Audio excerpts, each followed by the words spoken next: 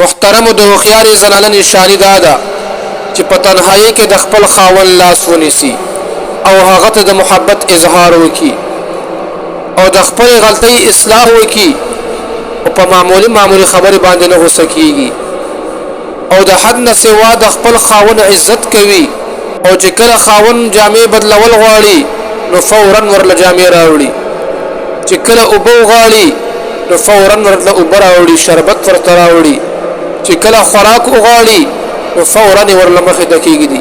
دا بهترینه زنانه ده، دا هوښیاره زنانه ده. امام ابن جوزی رحمه الله وایي یو زنانه وه، هغه به د خپل خاوند ډېر خدمت کولو.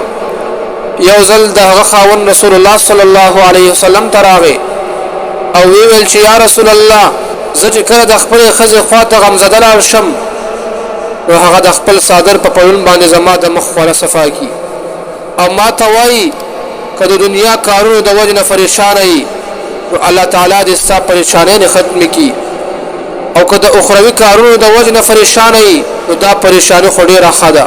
نو پیغمبر علیه الصلاة والسلام د داسې زنانه ډېر صفت وکړو. عزتمند ورونو، هوښیاره زنانه هغه ده چې هغه په تنهایی کې د خپل خاوند لاس ونیسي. کله چې خاوند په کور کې موجود نه وي د خپل خاوند د عزت خیال وساتي، د هغه د بچو خیال وساتي، د هغه د مال خیال وساتي.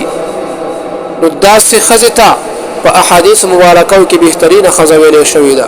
نو زنانو له پکار دي چې هغه په ځان کې دا صفات راولي.